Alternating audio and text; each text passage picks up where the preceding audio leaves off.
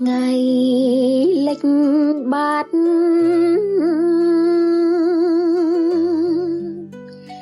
bát tiếng rụng thay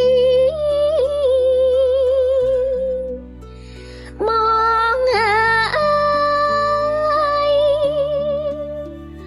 ôn sai nức sro nong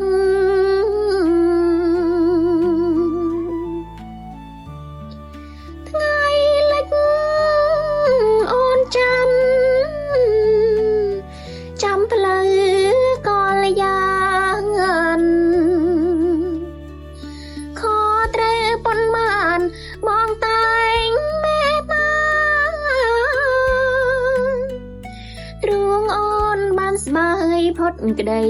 ตรงคาตรงสรองสองสากังระนาอ่อนใสไกลเล็กสายเตียดอ่อนเนื้อมันผลิตเมื่อเพลย์เจียนักกลายเคยปลอดไหลการีการอยปรกเลียดองใดเพื่อมาดัดนิสัยตรายอ้อยรองกำไงเล็กอ่อนสรนองอ่อนสรนองไงเล็กอ่อนอ่องก็ได้สองคำเล็กใหญ่คมเรียงมาเรียกคมโยเยี่ยมตกอ่อนปนพนมตัวยมสาวกาเงย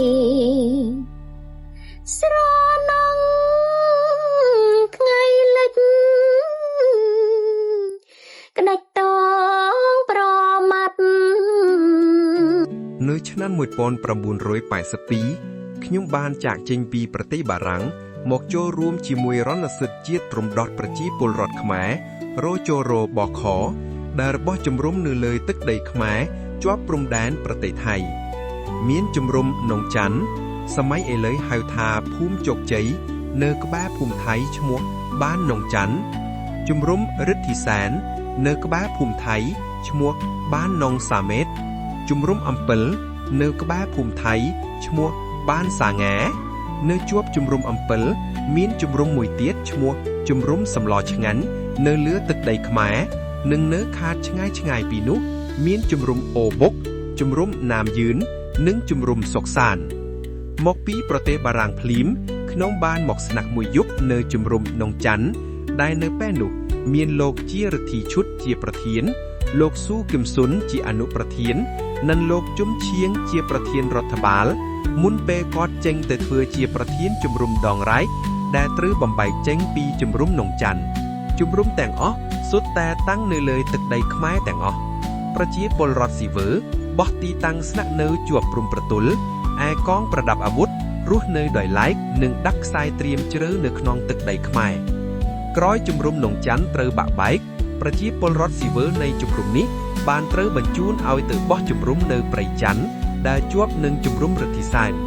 នៅទសវត្សរ៍1980ជំរំទាំងអស់ត្រូវទទួលរងការវាយប្រហារជាញឹកញាប់ពីសំណាក់កងទ័ពរដ្ឋាភិបាលសាធារណរដ្ឋប្រជាមានិតកម្ពុជាដោយមានជំនួយពីកងទ័ពវៀតណាមផងនៅពេលវាយប្រហារនោះគ្មានកងទ័ពឬកងកម្លាំងថៃណាមួយចេញមកប្រយុទ្ធការពារជំរំទាំងអស់នោះទេเพราะជាជំរំខ្មែរស្ថិតនៅលើទឹកដីខ្មែរដូច្នេះថៃមិនអាចអះអាងថា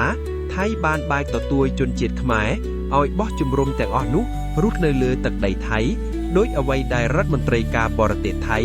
លោកស៊ីហាសាក់ភួនកែតកៅនិយាយប្រាប់កាសែតអន្តរជាតិនោះទេឆ្នាំ1984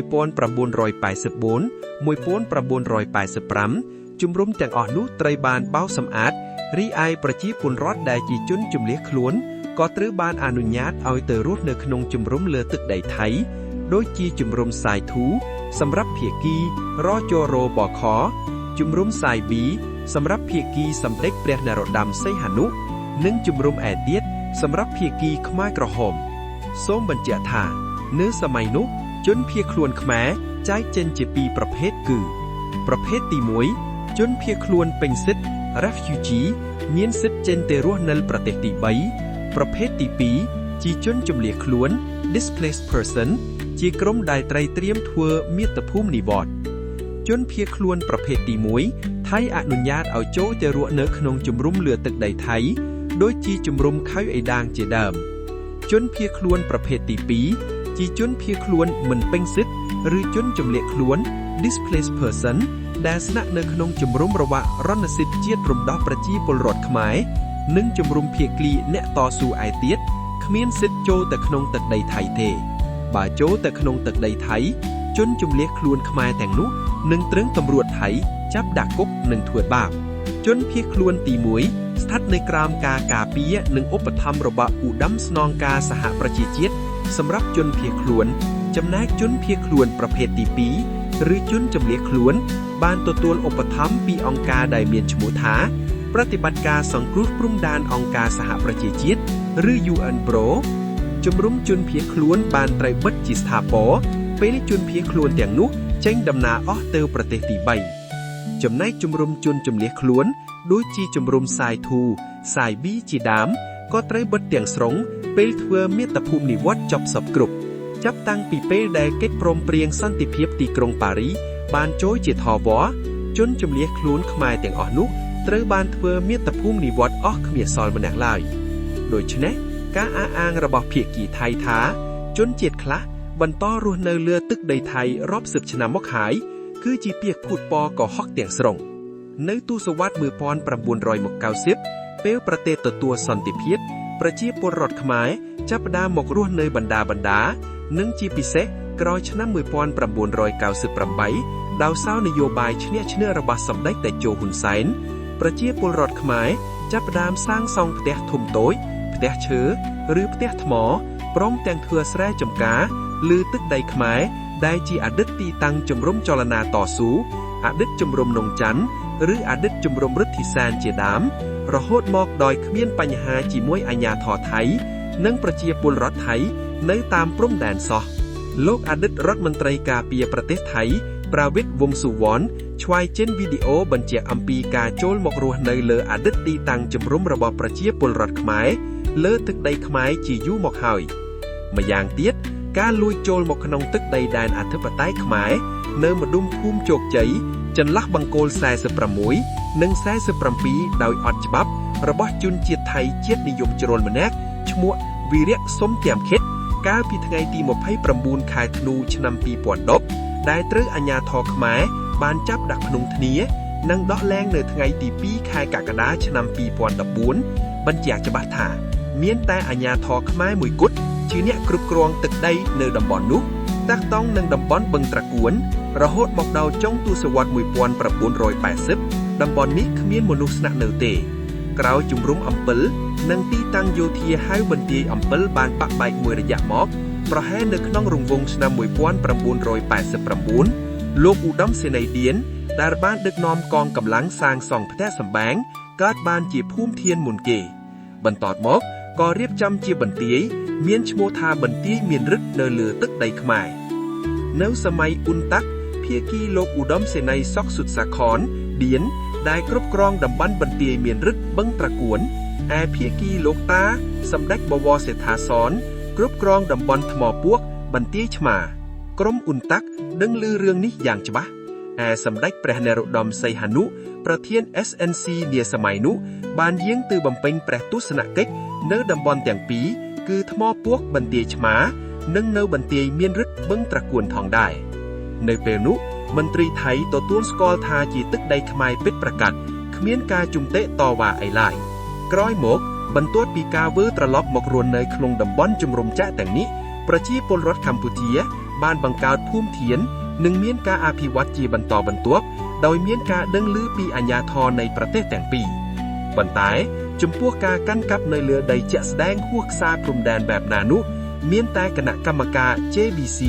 តែប៉ុណ្ណោះដែលដឹងច្បាស់តាមរយៈឯកសារដែលបន្សល់ទុកពីសម័យបារាំង ដោយជាសន្ធិសន្យាអនុសន្យាផែនទីកំណត់ហេតុបោះបង្គោលព្រំដែនជាដើមទន្ទឹមនេះចាប់ពីឆ្នាំ1908ក្នុងគណៈកម្មការចម្រុះព្រំដែនកម្ពុជាថៃ JBC បានព្រមព្រៀងគ្នាចុះស្វែងរកទីតាំងពិតប្រាកដនៃបង្គោលព្រំដែនដែលបានបោះសម័យបារាំងហើយបានវាត់វែងនិងផ្ទៀងផ្ទាត់ខ្សែព្រំដែនលើដីជាក់ស្ដែងដោយផ្អែកលើមូលដ្ឋាននៃសន្ធិសន្យាអនុសន្យាផែនទីកំណត់ហេតុបោះបង្គោលព្រំដែនដែលបន្សល់ទុកពីសម័យបារាំងការបន្តកាន់កាប់ទឹកដីខ្មែរដោយកងទ័ពថៃជាការរំលោភអធិបតេយ្យរបស់កម្ពុជាយ៉ាងជាក់លាក់និងបញ្ជាក់ថាមេដឹកនាំថៃបង្កសង្គ្រាមជាមួយកម្ពុជាដើម្បីទន្ទ្រានយកទឹកដីកម្ពុជាតែប៉ុណ្ណោះមិនមែនដោយសារតែប្រយុទ្ធប្រឆាំងនឹងអំពើឆោបអនឡាញឬក្រោមរូបភាពប្រយុទ្ធប្រឆាំងនឹងការដាក់មានធ្មើជើងឡើយម្យ៉ាងទៀតសង្គ្រាមឈ្លានពានកម្ពុជាក៏ជាផលប្រយោជន៍ដែលគណៈបកនយោបាយថៃទាញយកតាមស្មារតីជាតិនិយមជ្រុលសម្រាប់យុទ្ធនាការប្រកួតប្រជែងតំណែងនាយករដ្ឋមន្ត្រីក្នុងការបោះឆ្នោតកន្លងថ្មីៗនេះបើភាគីថៃពិតជាចង់រកដំណោះស្រាយទ្វេភាគីដោយសន្តិភាពពិតប្រាកដមែនភាគីថៃត្រូវតែបញ្ឈប់ជាបន្ទាន់នៃសកម្មភាពកែប្រែទីតាំងព្រំប្រទល់និងត្រូវតែអនុញ្ញាតឲ្យក្រុមការងារវាស់វែងចម្រុះរបស់ប្រទេសទាំងពីរ Joint Survey Team ធ្វើការវាស់វែងជាបន្ទាន់មិនចាំបាច់រងចាំឲ្យមានការបង្កើតរដ្ឋបាលថ្មីឡើយព្រោះពេលភាគីថៃប្រាប់ភាគីខ្មែរថារងចាំការបង្កើតរដ្ឋបាលថៃថ្មីទាហានថៃគិតតែបំពេញលឿបត់ឈប់ចាយនិងបន្តសាងសង់ហេដ្ឋារចនាសម្ព័ន្ធដាក់កុងទីន័ររីលួយបន្លាផាត់យកទឹកដីខ្មែរមិនរងចាំរដ្ឋបាលថ្មីនេះទេខ្ញុំសូមប្រកាសគាំទ្រទាំងស្រុងនៃវិធានការដោះស្រាយទំនាស់របស់សម្ដេចថេបតីនាយករដ្ឋមន្ត្រីដែលបានលើកឡើងក្នុងបទសម្ភាសន៍ជាមួយ Reuters និង Fox News នៅសហរដ្ឋអាមេរិកធ្វើនៅរាជធានីភ្នំពេញថ្ងៃទី6 ខែមីនាឆ្នាំ2026